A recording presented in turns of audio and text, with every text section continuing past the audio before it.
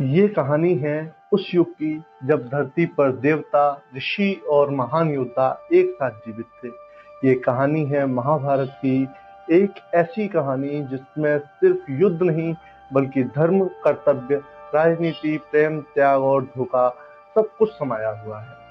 लेकिन महाभारत की शुरुआत कुरुक्षेत्र के युद्ध से नहीं होती। इसकी कहानी शुरू होती है एक वंश से, कुरु वंश से। समय के आरंभ में जब सृष्टि का निर्माण हुआ, तब ब्रह्मा जी ने मनुष्य और ऋषि का जन्म दिया। उन्हीं ऋषियों में एक हाँ, उन्हीं ऋषियों में से एक थे राजा भरत, जिनके नाम पर इस देश का नाम भारत पड़ा। राजा भरत का वंश में राजा भरत के वंश में आगे चलकर जन्म हुआ राजा कुरु का, और उन्हीं के नाम पर पड़ा कुरु वंश।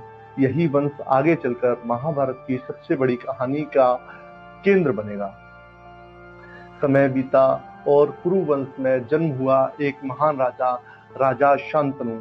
एक दिन जब वे गंगा के तट पर घूम रहे थे, उनकी नजर पड़ी एक अति सुंदर स्त्री पर। वो स्त्री थी माँ गंगा।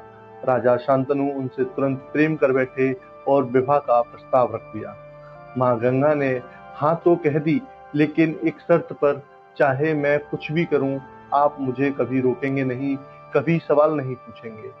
प्रेम में अंधे राजा शांतनु ने ये शर्त मान ली और दोनों का विवाह हो गया। लेकिन विवाह के बाद जो हुआ वो किसी ने सोचा भी नहीं था। जब भी उनका एक पुत्र जन्म लेता, माँ गंगा उसे तुरंत ले जाकर नदी में बहा देती। एक, दो, तीन ऐसे करते करते 7 बच्चों को उन्होंने जल में समर्पित कर दिया। राजा शांतनु सब देखते रहे, लेकिन अपनी प्रतिज्ञा के कारण चुप रहे। लेकिन जब 8वां बच्चा पैदा हुआ तो राजा शांतनु से रहा नहीं गया और उन्होंने गंगा को रोक दिया। तब माँ गंगा ने सच बताया। ये सब बच्चे वासु थे, जिन्हें श्राप के कारण पृथ्वी पर जन्म लेना पड़ा। मैं उन्हें मुक्ति दिला रही थी। और फिर माँ गंगा उस 8वें बच्चे को लेकर चली गई। सालों बाद माँ गंगा वापस आई और उन्होंने राजा शांतनु को उसका पुत्र लौटाया। ये पुत्र था देवव्रत, अति बुद्धिमान, अति शक्तिशाली और शस्त्र विद्या में अपार। देवव्रत ने गुरुओं से शिक्षा ली और जल्दी ही वो सबसे महान योद्धा बन गए।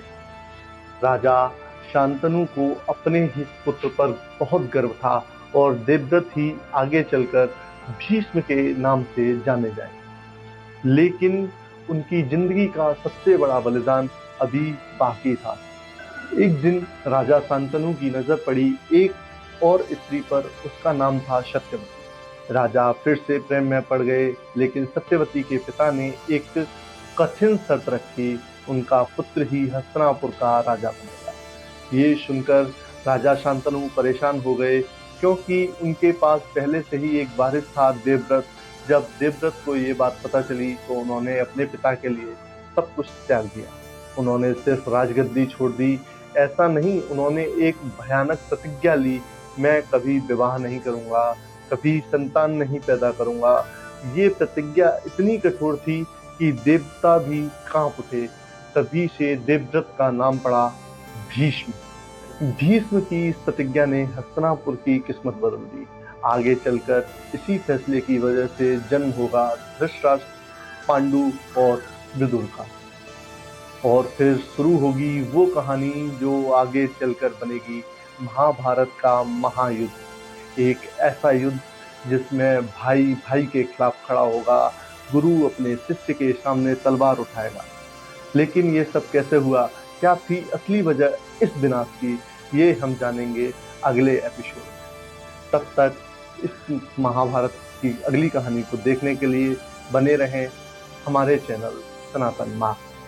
मैं अंशदाब सिंह ऐसे ही आपके लिए लेके आता रहूँगा नई नई कहानियाँ, नए नए इतिहास से जुड़े हुए पन्ने।